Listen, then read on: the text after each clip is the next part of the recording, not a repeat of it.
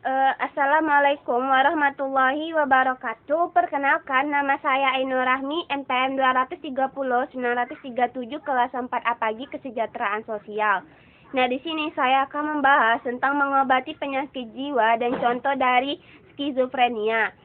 Metode terapi yang tersedia untuk mengobati mereka yang memiliki penyakit mental umumnya jatuh ke dalam salah satu dari 3 kategori. Yang pertama psikologis, yang kedua psikiater atau fisik.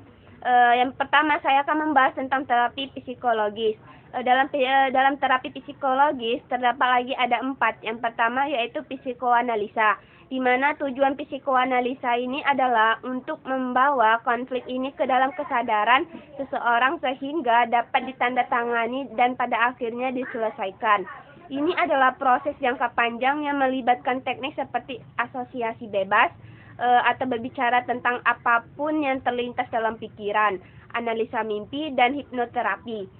Semua teknik ini memungkinkan individu untuk menyadari konflik yang dalam beberapa kasus berasal dari masa anak-anak.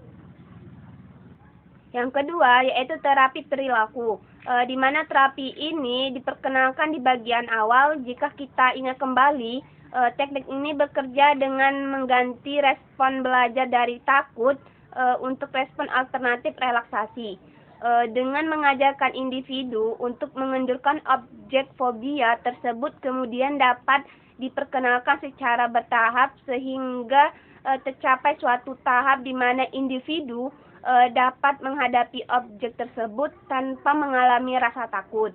Orang tersebut kemudian tidak peka terhadap objek dengan cara yang sistematis. Yang ketiga yaitu terapi perilaku kognitif. Terapi kognitif atau perilaku mencoba untuk menggabungkan kedua teknik modifikasi perilaku, kebiasaan, dan prosedur yang ditujukan untuk mengidentifikasikan dan mengubah keyakinan negatif dan atau manipulatif.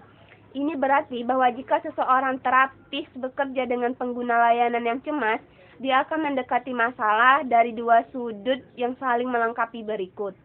Yang keempat yaitu konsultasi humanistik, di mana konseling humanistik didasarkan pada apa yang dikenal sebagai pendekatan fenomenologis, karena individu dipandang memiliki kecenderungan alami menuju pertumbuhan dan pemenuhan diri. Dalam kerangka ini, penyakit mental dipahami sebagai timbul dari frustasi sebagai akibat dari keadaan menghalangi kemajuan individu untuk memenuhi potensi mereka.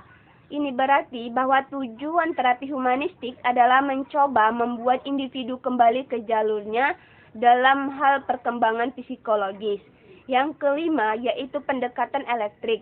Dalam terapi keluarga, seluruh keluarga bertemu dengan 1 atau 2 terapis yang mengamati interaksi dan hubungan dalam apa yang dikenal sebagai sistem keluarga.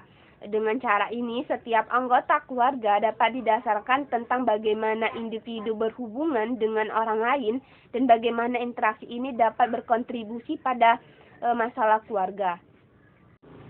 Gejala-gejala dari skizofrenia yaitu yang pertama yaitu gejala skizofrenia, yang kedua gangguan pikiran dan persepsi, yang ketiga gangguan persepsi, yang keempat gangguan afek, yang kelima penarikan diri dari kenyataan, dan yang keenam penurunan kemampuan untuk berfungsi.